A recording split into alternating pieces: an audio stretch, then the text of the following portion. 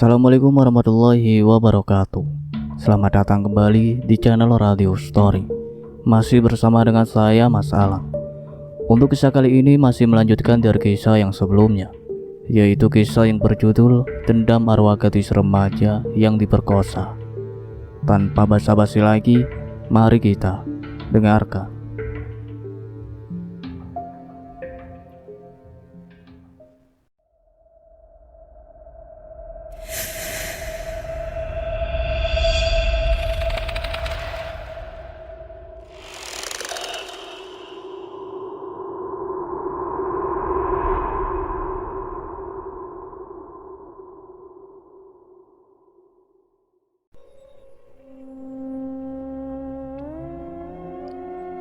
"Ayah ngapain di sini?" tanya Lira sambil duduk di samping ayahnya. Lira, nggak ngapa-ngapain nak. Kamu kok belum tidur, Lir?" "Lira nggak bisa tidur ya, masih belum ngantuk." "Jangan malam-malam nak, kalau tidur besok kan kamu masih harus sekolah." "Iya ayah, habis ini Lira tidur kok." "Oh iya ya, Lira mau tanya sesuatu deh sama ayah."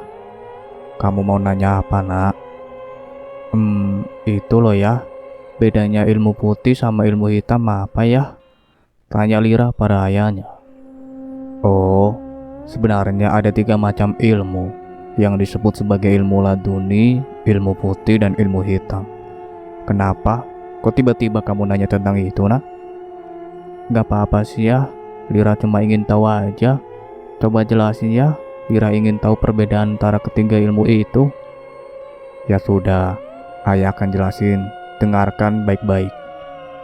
"Iya ya, kalau ilmu laduni itu ilmu yang langsung diberikan Allah kepada hamba-hambanya yang dikehendaki, tanpa perantara, bahkan tak disadari oleh si penerima. Ilmu laduni hanya diberikan kepada hambanya yang bersih hatinya dan tinggi takwanya. Sedangkan ilmu putih adalah sihir putih atau ilmu putih mengacu pada penggunaan kekuatan gaib atau sihir untuk tujuan baik tanpa pamrih. Sihir putih biasanya diberi gelar seperti pria atau wanita bijak. Ilmu putih biasanya dimiliki oleh kiai dan orang-orang tertentu. Kiai pasti akan mengajarkan orang lain agar berbuat baik.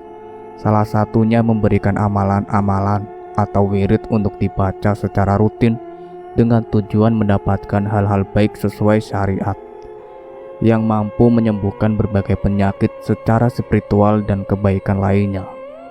Kalau ilmu hitam bersekutu dengan jin atau makhluk gaib lainnya, biasanya hanya dukun yang menganut ilmu hitam, tidak akan mengajarkan pada kebaikan. Bahkan dukun-dukun ilmu hitam itu tak segan-segan melukai dan menyakiti orang lain. Itulah perbedaan antara ilmu hitam, ilmu laduni, dan ilmu putih." Paradit nampak menceritakan secara jelas dan detail pada putrinya mengenai 3 macam ilmu itu. "Oh, jadi gitu toh perbedaannya. Lira baru tahu kalau ilmu hitam sama ilmu putih itu nggak sama. Lira kira sama," ucap Lira yang hanya membulatkan bibirnya saat mendengar penjelasan dari ayahnya. "Nggak sama, Lir. Sekarang kamu paham kan tentang ketiga ilmu yang ayah jelaskan itu tadi?"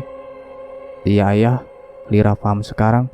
Berarti kalau ada ilmu putih itu dapat dari tirakat atau amalan gitu ya ya?" tanya Lira pada ayahnya. "Iya nak, dulu almarhum kakekmu juga punya berbagai ilmu hasil tirakat, dan itu semua tidak masalah dan baik-baik saja. Bukan hanya itu saja, kakekmu punya berbagai ilmu seperti Hodam pendamping, ilmu pancasona, ilmu pelet jalur langit, dan masih banyak lagi ilmu lain yang kakekmu miliki. Bahkan kakekmu juga bisa menghancurkan bangsa jin dan makhluk gaib lainnya." "Wah, hebat juga kakek ya, bisa menghancurkan bangsa jin." "Iya nak, tidaklah mudah untuk mendapatkan semua itu. Ada pantangan dan tirakat tertentu untuk memiliki semua itu." Lalu setelah itu nampak tak ada lagi pembicaraan antara mereka. Suasana menjadi hening. Di sisi lain, terlihat Dani dan Adnan sedang berada di sebuah jalan yang nampak sepi. Mereka berdua hendak melancarkan aksinya mencari target baru untuk dijadikan korban selanjutnya. Terlihat Dani dan Adnan bersembunyi di balik semak-semak sambil mengintai pengendara motor yang lewat di jalan tersebut. Bagi sebagian orang yang tidak tahu dengan jalan itu, memanglah nampak baik-baik saja. Tetapi di balik semua itu ada bahaya yang mengancam bagi siapapun yang melewati jalan itu. Samar-samar dari kejauhan nampak ada seorang pengendara motor yang melewati jalan itu. Dani yang melihat hal itu, ia pun segera memperingati Adnan bahwasanya ada seorang pengendara yang melewati jalan itu. "Siap-siap bro, itu ada mangsa," ucap Dani pada Adnan saat melihat ada pengendara motor yang melewati jalan itu. "Oke bro, siap. Kita sikat sekarang apa gimana bro?" tanya Adnan dengan suara pelan. "Tahan dulu, jangan keburu-buru. Situasinya belum tepat. Nunggu dia dekat di sini baru kita beraksi." Dani menahan Adnan agar tidak terlalu gegabah dalam situasi yang kurang memungkinkan. Adnan nampak hanya mengangguk pelan. Dia paham dengan apa yang dimaksud oleh Dani. Mereka berdua langsung memakai kain hitam untuk menutupi wajah mereka agar identitas mereka tidak diketahui oleh siapapun. Mereka berdua nampaknya diam sambil mengintai pengendara motor tersebut dan menunggunya lebih dekat lagi. "Oke bro, kita bereaksi sekarang. Target sudah dekat," Dani berucap sambil mengeluarkan celurit ketika melihat pengendara motor yang lewat di jalan itu semakin dekat dengan tempat persembunyian mereka. "Oke, let's go." Seketika itu mereka berdua pun langsung keluar dari tempat persembunyiannya, lengkap dengan senjata tajamnya. Ketika melihat target yang mereka intai sudah dekat, Dani nampak memegang celurit sedangkan Adnan membawa golok panjang. "Berhenti, jangan bergerak jika kamu masih ingin selamat." Mereka berdua langsung menghadang pengendara motor itu sambil menodongkan senjata. Seketika itu seorang pria tersebut langsung berhenti. Dia tidak berani dan sangat ketakutan. Meskipun orang yang menghadangnya itu sesama laki-laki, dia tidak berani karena mereka berdua menggunakan senjata tajam. "Tidak, tidak, apa yang kalian lakukan? Aku mohon, jangan sakiti saya." Dengan suara yang bergetar, seorang pria pengendara motor itu memohon agar mereka tidak melukai dirinya. "Serahkan motormu jika tidak ingin nyawamu melayang." Dani nampak menyentuhkan celuritnya tepat di leher pria tersebut. Jangan ambil motor saya. Kasihanilah aku, saya mohon." Pria itu nampak sangat ketakutan. Jika ia bergerak sedikit pun bisa dipastikan lehernya akan terluka. "Cepat turun. Jangan sampai celurit ini merobek lehermu. Turun lu." Seketika itu Dani langsung mendorong pria itu hingga membuatnya tersungkur ke tanah. Setelah berhasil menyingkirkan pria itu, Dani langsung merebut motornya. Pria itu langsung bangkit. Tanpa ragu ia mencekal tangan Dani, menahannya agar tidak membawa motornya pergi. "Jangan, aku mohon jangan ambil motorku." Pria itu mencekal tangan Dani dan berusaha merebut motornya kembali. Adnan yang melihat hal itu, ia tidak tinggal diam. Tanpa sepengetahuan pria itu, ia berjalan mendekatinya. Adnan nampak ancang-ancang mengangkat goloknya dan langsung melayangkannya tepat di punggung pria itu. "Ah, ah!" Pria itu nampak menjerit sekuat tenaga saat Adnan melayangkan golok yang ia pegang hingga mengenai punggungnya. Darah mengalir deras, pria itu langsung tersungkur ke tanah. Ia merasakan sangat kesakitan. "Itulah akibatnya jika kamu berani melawan. Itu masih belum seberapa," ucap Adnan dengan golok yang masih ia pegang nampak berlumuran darah. Tolong, tolong."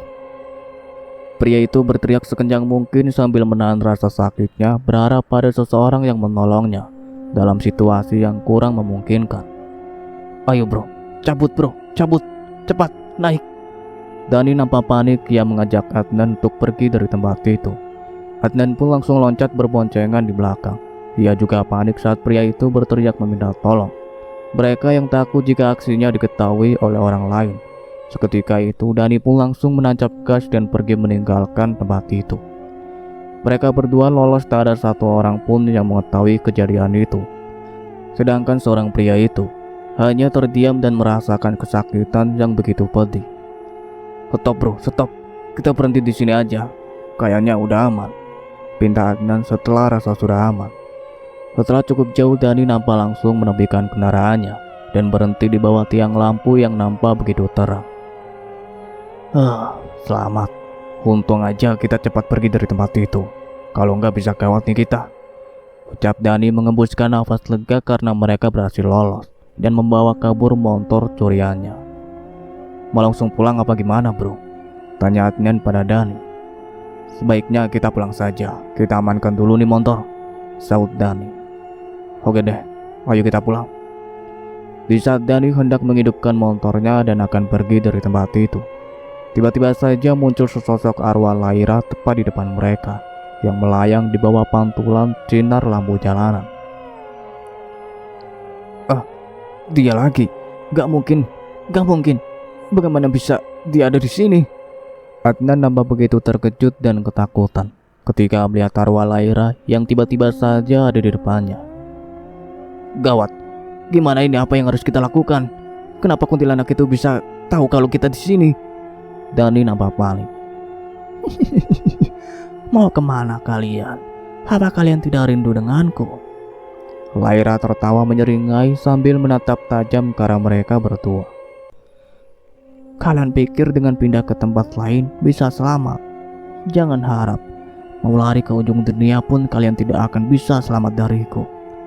Laira nampak turun mendekati Dani dan Adnan. Namun di saat ia hendak menyentuh mereka berdua, tiba-tiba Laira terpental seperti ada sesuatu yang mendorong dirinya. Bersamaan dengan hal itu, tiba-tiba saja muncul sesosok siluman ular dan Raja Jin. Bentuk dari Raja Jin itu sangatlah menyeramkan. Tubuhnya besar, di atas kepalanya terdapat tanduk merah yang mengarah ke atas. Taring giginya sangat panjang yang begitu terlihat nampak mengerikan. Jin tersebut berasal dari cincin yang dipakai oleh Dani. Sedangkan siluman ular itu sendiri keluar dari cincin milik Adnan, yang juga nampak tak kalah menyeramkan dengan Raja Jin itu. Badannya setengah ular kepala manusia. Di atas kepalanya dipenuhi ular-ular kecil yang menggelantung hingga separuh wajahnya tak terlihat. Di sini kita akan melihat wujud dari makhluk gaib yang ada di dalam cincin yang dikenakan oleh Dani dan Adnan, berwujud siluman ular dan Raja Jin. Mereka makhluk gaib yang ada di dalam cincin kita ini. Jadi ini yang dimaksud oleh Mbah Harjo. Dani dan Adnan nampak terkejut. Mereka hanya tercengang melihat penampakan makhluk gaib penunggu cincin yang mereka pakai. Siapa kalian? Berani sekali ikut campur urusanku dengan pria laknat itu. Laira mengepalkan kedua tangannya. Matanya merah menyala menatap ke arah kedua makhluk itu. Kau tidak perlu tahu siapa kita. Aku tidak akan membiarkanmu melukai mereka berdua. Hadapi kami jika ingin menyentuh mereka. Kalian sangat bodoh. Bisa-bisanya melindungi manusia bajingan seperti mereka. Aku tidak takut dengan kalian. Sepertinya kalian meremehkanku. Seketika itu Laira langsung menyerang siluman ular dan Raja Jin itu tanpa merasa takut sedikit pun. Cabut bro, ayo cepat kita pergi dari sini. Ini kesempatan untuk kita, ucap Adnan pada Dani. Tanpa pikir panjang, Dani langsung menancap gas dan meninggalkan tempat itu. Mereka berdua berhasil lolos dari Laira dengan membawa motor hasil rampasan mereka. Terlihat Laira terus melawan siluman ular dan Raja Jin tersebut. Serangan demi serangan ia luncurkan pada keduanya. Laira nampak kesusahan menghadapi Raja Jin dan siluman ular itu. Serangan yang ia luncurkan seakan tak berarti. Perlahan lama-kelamaan Laira nampak lengah. Terlihat siluman ular itu berhasil melilit tubuh Laira dengan ekornya, hingga seluruh tubuhnya tak terlihat. Laira nampak lemas dan tak berdaya, karena tenaganya tidak mampu menahan tekanan siluman ular itu, yang begitu kuat melilit seluruh tubuhnya. Itulah akibatnya jika kau berani mengganggu Tuhan kami. Maka aku tidak akan segan-segan untuk melukaimu, bahkan melenyapkanmu. Siluman ular itu nampak tertawa menyeringai sambil melihat ke arah Laira. Kurang ajar. Laira nampak memberontak. Dengan sekuat tenaga ia berusaha melepas ekor siluman ular itu yang melilit tubuhnya. Percuma sekuat apapun kau tidak akan bisa lepas dariku. Jangan berusaha melawan. Apa kau ingin semua tulangmu remuk? Siluman ular dan Raja Jin itu nampak tertawa bahagia melihat penderitaan yang dialami oleh Laira. Sial, dia lumayan kuat. Aku harus cari cara agar bisa lepas dari semua ini, gumam Laira di dalam hatinya. Ia nampak memikirkan cara agar bisa melepaskan diri dari siluman ular itu. Ia tidak tinggal diam begitu saja. Seketika itu Laira langsung mengeluarkan semua kekuatan dan energinya untuk menyerang ekor siluman ular itu yang melilit seluruh tubuhnya. Siluman ular itu langsung terempas ketika terkena serangan Laira yang mengenai ekornya. Ini bukan saatnya. Aku harus pergi dari sini. Kekuatanku masih belum sempurna untuk melawan mereka. Gumam Laira yang merasa bahwa kekuatannya masih belum cukup untuk mengalahkan mereka. Mengingat butuh energi dan kekuatan yang besar juga untuk bisa mengalahkan Raja Jin dan siluman ular itu. Tak butuh waktu lama untuk dirinya yang berhasil membuat siluman ular itu melepas cengkramannya. Laira pun langsung menghilang dari hadapan mereka. Sial, kuntilanak itu berhasil kabur dari kita. Apa yang akan kita lakukan? Siluman ular itu nambah sedikit geram karena Laira berhasil lolos darinya. Sudah, biarkan saja dia. Kali ini dia boleh lolos dari kita, tetapi lain kali dia harus lenyap. Raja Jin nambah biasa saja saat mengetahui Laira berhasil lolos dari mereka. Sosok Raja Jin dan siluman ular itu tiba-tiba menghilang dan meninggalkan tempat itu. Sesampainya di kontrakan, Dani dan Adnan langsung menyembunyikan motor hasil curian mereka. Dia meletakkan motor itu ke dalam ruangan yang nampak kosong. Kita aman bro. Kalau ada orang yang tahu bisa mati kita. Dani nampak terduduk lemas di kursi ruang tamu sambil mengusap keningnya. Iya bro, selamat kita. Adnan nampak mengembus nafas lega sambil duduk di samping Dani. Bro, makhluk penunggu cincin ini tadi itu apa bisa mengalahkan arwah gadis itu ya? Ucap Adnan sambil meraih rokok yang ada di atas meja. Arwah gadis itu tidak akan bisa mengalahkan makhluk penunggu cincin ini karena kekuatan mereka tidak sama. Kurasa mereka jauh lebih kuat dibandingkan dengan arwah gadis itu. Dia tidak akan mampu, sahut Dani yang menanggapi ucapannya. Ada benarnya juga. Tapi kok serem banget sih bentuknya makhluk itu. Apalagi makhluk berbadan manusia setengah ular itu. Serem banget. Ngeri gue ngelihatnya. Adnan berucap sambil bergidik ngeri. Ia jadi teringat ketika ia melihat secara jelas wujud dari makhluk gaib penunggu cincin yang ia pakai. Iya bro, asli serem juga ternyata. Gak habis pikir gua, gak salah pilih dukun kita. Untung aja Mbak Harjo bisa bantu kita.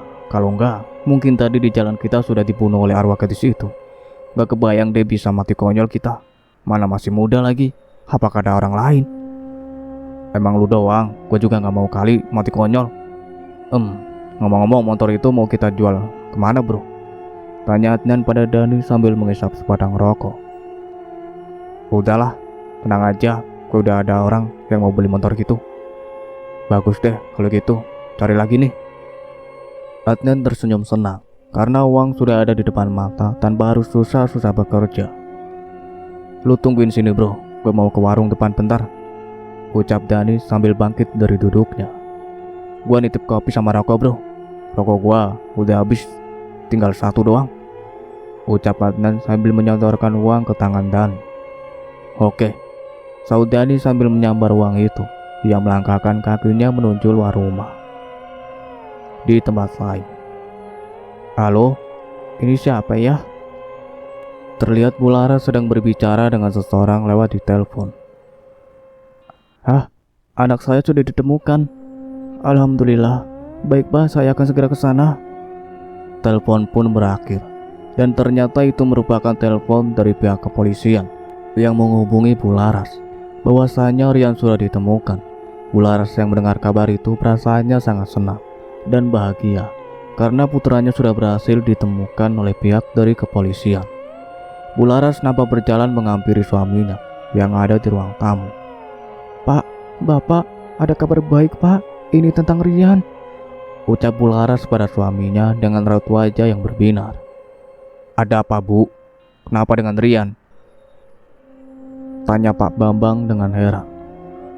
Tadi ibu dapat telepon dari kantor polisi, katanya Rian sudah ditemukan. Sekarang Rian ada di sana. Kita disuruh ke kantor polisi untuk melihat Rian Pak. Alhamdulillah, syukurlah si Rian sudah ditemukan. Pak Bambang nampak begitu senang ketika mendengar tutur dari istrinya bahwa anak mereka sudah berhasil ditemukan oleh pihak kepolisian.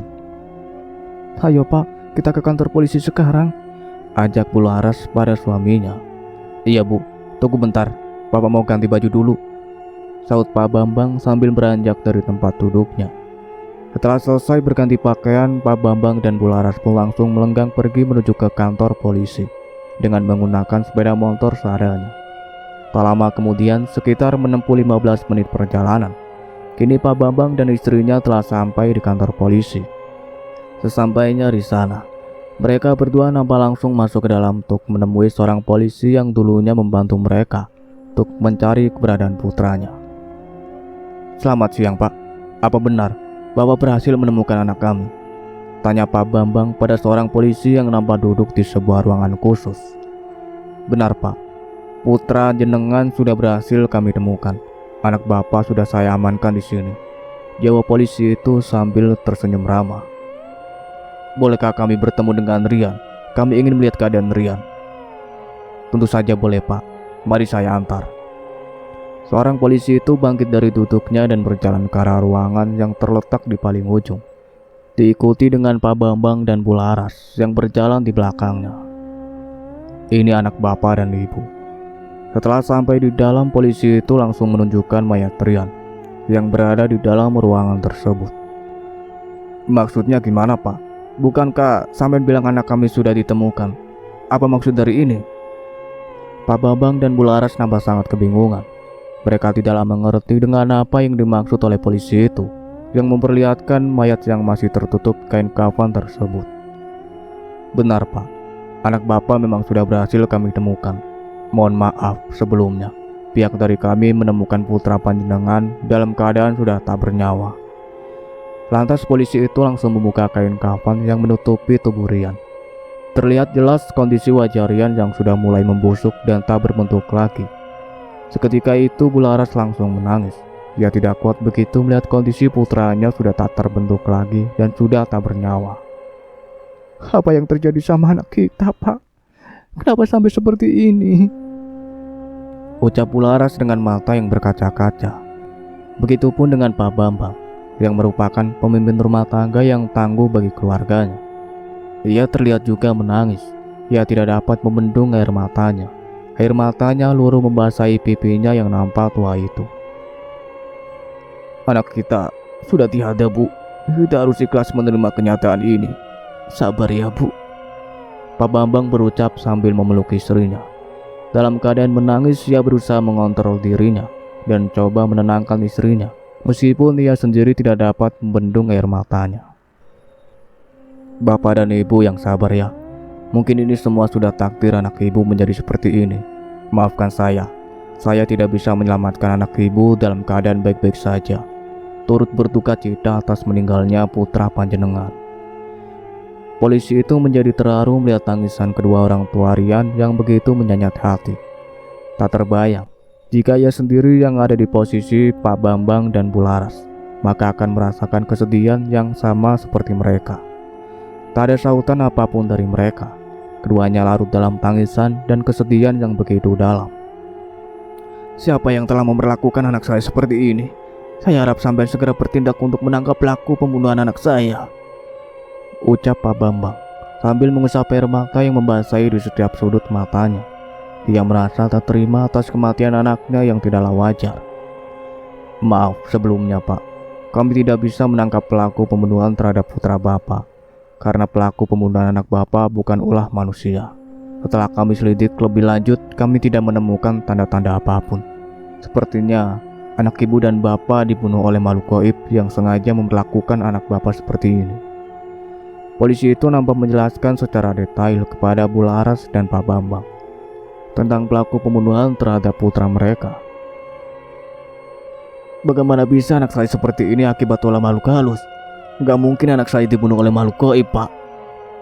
Pak Bambang seakan tak percaya dengan penjelasan polisi itu. Mereka berdua nampak heran sekaligus kebingungan dengan apa yang dimaksud olehnya. "Iya, Pak. Kami sedikit kesusahan menyelidiki pelaku pembunuhan terhadap anak Bapak. Semua ini masih menjadi misteri, tetapi kami akan terus menelusuri lebih lanjut perihal ini." "Baik, Pak. Makasih banyak atas kebaikan panjenengan sudah mau membantu saya. Kami harap semoga Bapak bisa memecahkan misteri kematian anak saya dan menangkap pelakunya." "Iya, Pak, sama-sama. Sudah menjadi kewajiban kami untuk selalu peduli terhadap rakyat yang membutuhkan bantuan. Pihak dari kami akan terus menyelidiki kasus ini. Ya sudah Pak, Bu, mari saya bantu membawa anak ibu. Saya akan mengurus kepulangan anak ibu dan bapak. Pak Bambang dan Bu Laras nambah hanya mengangguk pasrah tanpa berkata apapun. Polisi itu nambah berjalan keluar dari ruangan itu. Ia berniat akan menelpon ambulan untuk memudahkan membawa pulang jasad Rian. Bagi sebagian orang yang tidak mengetahui penyebab kematian Rian telah menjadi misteri. Sampai pihak dari kepolisian kebingungan dengan tragedi tersebut. Karena mereka tidak dapat menemukan bukti yang kuat dalam peristiwa tersebut. Kini jenazah Rian sudah berada di dalam mobil ambulan dan akan segera dibawa pulang. Makasih banyak Pak atas bantuan panjenengan. Ini semua berkat sampean sudah berhasil menemukan anak saya. Meskipun kondisinya seperti ini. Pak Bambang nambah sangat berterima kasih pada seorang polisi itu karena ia sudah berhasil menemukan putranya. Iya Pak, sama-sama. Semoga ibu dan bapak diberi ketabahan atas kejadian yang menimpanya. Akan bapak dan ibu. Dan bapak yang sabar ya, ucap polisi itu sambil tersenyum. Iya Pak, ya sudah kalau begitu kami pergi dulu. Pak Bambang masih tersenyum meskipun hati dan perasaannya sedang hancur. Iya Pak, silakan, saut polisi itu sambil sedikit menundukkan kepalanya. Lalu setelah itu Bu Laras dan Pak Bambang berjalan masuk ke dalam mobil ambulan yang ditemani oleh supir ambulan itu yang akan mengantarkan mereka pulang. Malam pun tiba. Di hari Minggu pagi yang cerah, terlihat Lira sedang bersih-bersih di sebuah tempat yang terletak di ujung rumahnya. Tempat itu merupakan gudang penyimpanan barang-barang yang sudah tak terpakai. Ia disuruh ibunya untuk membersihkan tempat itu dan menyisakan barang-barang yang sudah tak terpakai yang nantinya akan dijual. Pantesan ibu nyuruh aku untuk bersih-bersih di sini. Orang kotor banget di sini, mana berantakan semua lagi. Ucap Lira sambil fokus memilih barang-barang yang sudah jelek. Kondisi di tempat itu memanglah terlihat berantakan dan sangat kotor. Dengan telaten ia menyisakan barang-barang yang nantinya akan dirongsokkan dan barang-barang yang masih layak untuk dipakai lagi. Lira membersihkan tempat itu hanyalah seorang diri. Udah mau selesai nih, habis ini kan enak tinggal nyapu lantainya aja. Ucapnya lagi sambil menata benda-benda yang masih bisa dipakai di atas lemari. Apa itu? Kok ada cahaya? Itu benda apaan ya? Kok aneh banget? Lira nambah bingung. Pandangannya tertuju pada suatu benda yang nampak mengeluarkan cahaya yang ada di dalam kardus bekas. Kira-kira itu benda apa ya? Coba aku ambil. Apa ya? Penasaran banget saya. Coba aku ambil aja deh. Bismillah, semoga bukan apa-apa. Lira masih nampak heran dan kebingungan dengan benda itu yang nampak seperti mengeluarkan cahaya itu. Karena merasa sangat penasaran, alhasil ia mengambil benda yang tersebut yang ada di dalam kardus. Wah, ada keris, bagus banget. Ternyata benda yang mengeluarkan cahaya berasal dari keris ini toh. Ini keris siapa ya? Lira nampak memegang sebuah keris kuno yang nampak berwarna kemasan serta terdapat ukiran naga di bagian gagang keris itu. Namun saat Lira mengambil keris itu tidak lagi mengeluarkan cahaya, melainkan terlihat seperti keris biasa. Aneh, kenapa ada benda-benda tradisional di sini? Sepertinya keris ini bukan keris sembarangan. Dilihat dari bentuknya saja, ini seperti keris kuno. Ucap Lira sambil terus memandangi keris itu dengan perasaan yang masih merasa penasaran. Lebih baik aku simpan aja dulu. Nanti coba aku tanyain sama Mbak Laira aja deh. Siapa tahu Mbak Laira tahu keris ini punya siapa. Ucapnya lagi. Lira meletakkan keris itu di sampingnya dan kembali menata barang-barang yang ada di dalam kardus. Mbak Laira kemana ya? Tumben hari ini gak kelihatan sama sekali. Biasanya kan Mbak Laira pagi-pagi sudah ada di kamarku. Kira-kira Mbak Laira pergi kemana ya? Ucapnya seorang diri yang nampak berpikir karena keberadaan kakaknya tidak ada di sekitarnya. Sekitar 5 menit ia bersih-bersih di gudang.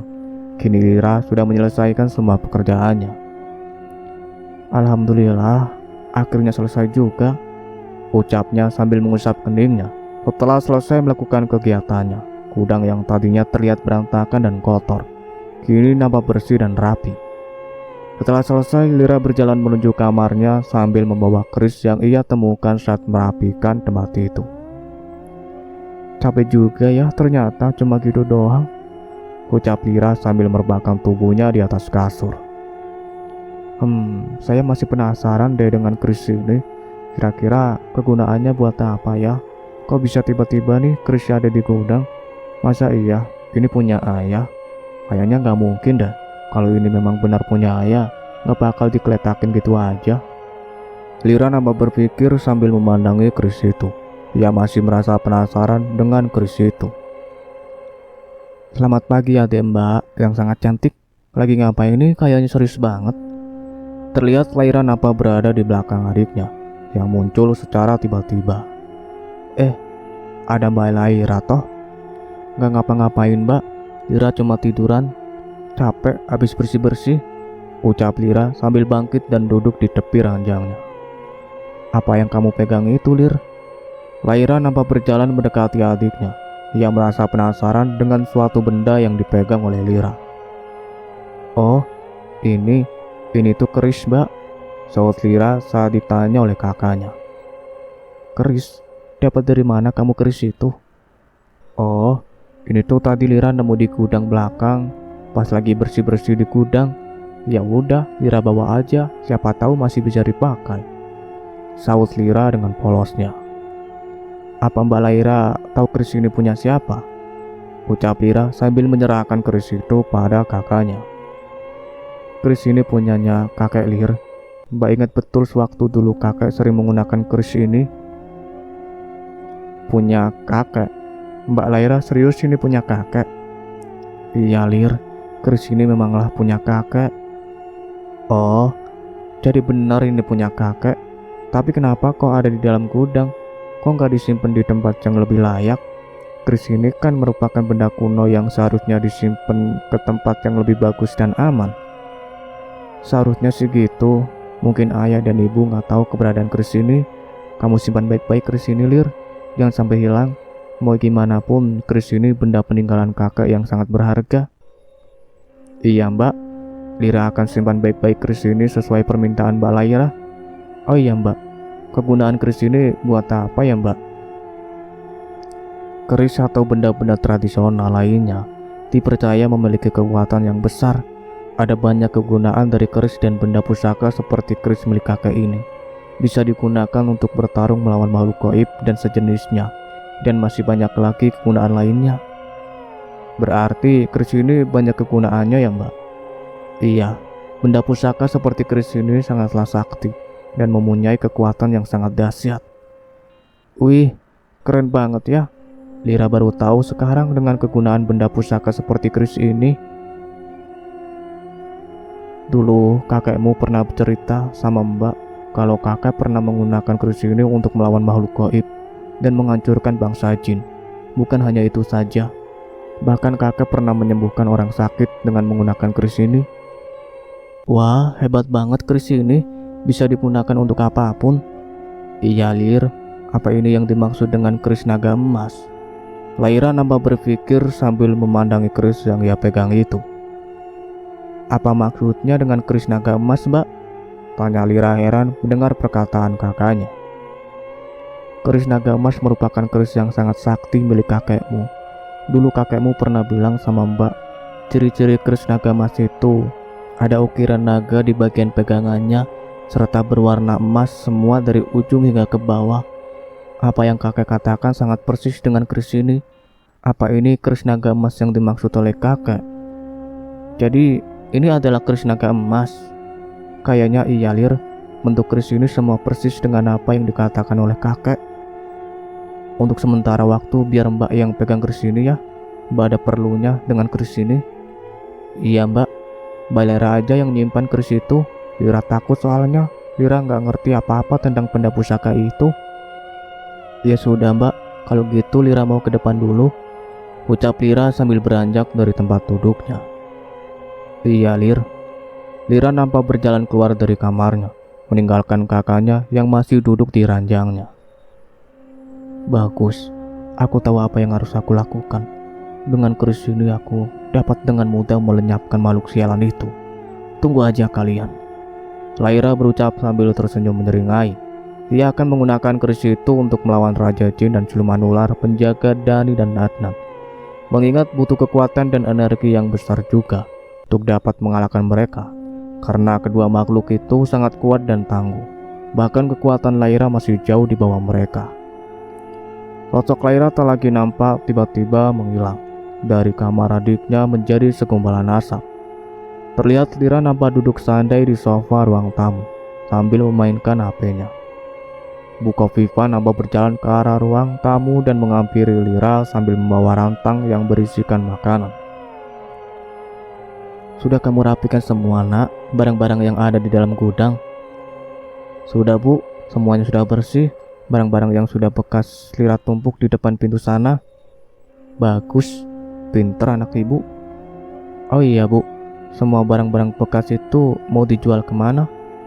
Kalau itu sudah ada tukang rongsokan yang mau ngambil ke sini, bentar lagi juga datang orangnya. Oh, itu, ucap Lyra yang hanya membulatkan bibirnya. Lyra, tolong anterin ini ke ayahmu ya, nak. Pindah Bu Kofifa pada putrinya sambil menyerahkan rantang makanan yang ia pegang itu. Iya, Bu, emang ayah kemana? Tanya Lyra sambil menerima rantang makanan tersebut. Ayahmu ada di sawah, nak, lagi membuk jagung. Oh iya deh, Bu, Lyra langsung anterin sekarang ya, sekalian sama bantuin ayah membuk jagungnya. Iya, nak, cepet anterin sekarang gih, kasihan ayahmu nungguin di sana. Iya, Bu. Ya udah kalau gitu Lyra pergi dulu ya, Bu. Assalamualaikum. Pamit Lyra sambil mencium punggung tangan ibunya. Iya, nak, hati-hati di jalan. Waalaikumsalam. Lalu setelah itu Lyra beranjak pergi menuju ke sawahnya dengan mencangking rantang makanan untuk ayahnya. Lyra nampak berjalan kaki menuju ke sawahnya karena motor satu-satunya yang ia punya sudah hilang bersamaan dengan kematian Lyra. Lyra terus melangkahkan kakinya menelusuri jalan menuju ke sawahnya.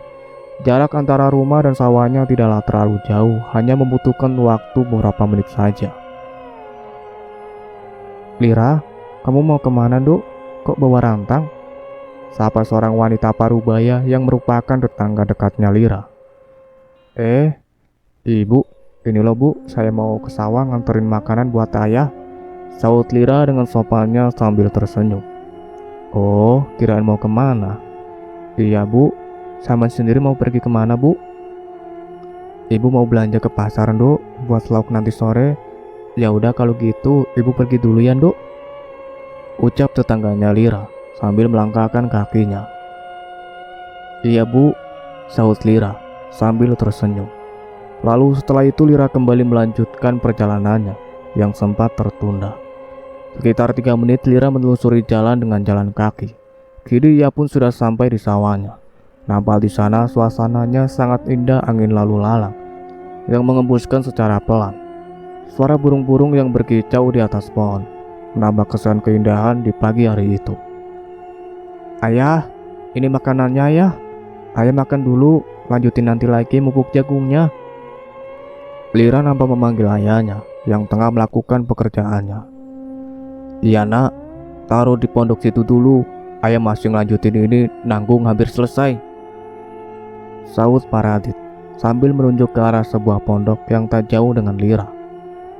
Iya, Ayah, jangan lama-lama. Lyra berjalan menuju rumah-rumahan sawah yang ada di belakangnya. Ia meletakkan rantang makanan di pondok tersebut. Setelah selesai, ia berjalan ke arah sungai kecil yang terletak di dekat sawahnya. Wah, banyak sekali ikannya di sini. Tahu gitu, bawa jaring tadi. Lyra nampak duduk di tepi sungai mengayunkan kakinya sambil melihat ke bawah yang terdapat ikan-ikan kecil yang berlarian di depan kakinya. Suasana di ladang Lyra saat itu nampaklah sangat indah karena sawahnya berdekatan dengan sungai kecil yang airnya terus mengalir tanpa henti. Di saat Lyra tengah menikmati udara segar sambil memainkan air dengan kakinya, tanpa ia sadari ada kepiting kecil yang bersembunyi di bawah kakinya. Namun kepiting itu justru malah mencapit kakinya. Seketika itu lantas Lyra pun langsung berteriak karena kesakitan. Aduh, sakit, Ayah. Ayah! Pekik Lira memanggil ayahnya sambil menahan rasa pedih pada bagian ujung kakinya. Paradit yang mendengar jeritan putrinya itu, ia langsung bergegas menghampiri Lira. Astagfirullah, ada apa Lir? Kamu kenapa nak? Tanya Paradit yang nampak ada di belakang Lira. Ayah, sakit ayah, kaki Lira dicapit kepiting. Tolongin Lira ayah. Ya ampun Lira, ayah kira ada apa? Paradit nampak tertawa kecil saat melihat putrinya yang menurutnya sedikit aneh. Ayah kok malah ketawa sih? Bukannya bantuin malah ngetawain Lira, ucap Lira sambil memanyunkan bibirnya. Ia merasa kesal dengan ayahnya yang menertawakan dirinya. Paradit langsung turun ke bawah untuk mengambil kepiting yang mencapit kaki putrinya. Makanya jangan main di sungai, bahaya. Untung aja kepitingnya kecil. Kalau kamu digigit ular, gimana coba? Paradit nampak menasihati putrinya sambil membuang kepiting yang berhasil diambil dari kaki putrinya. Cukup sekian ceritanya sampai di sini. Nantikan kelanjutan ceritanya. Saya akhiri, wassalamualaikum warahmatullahi wabarakatuh.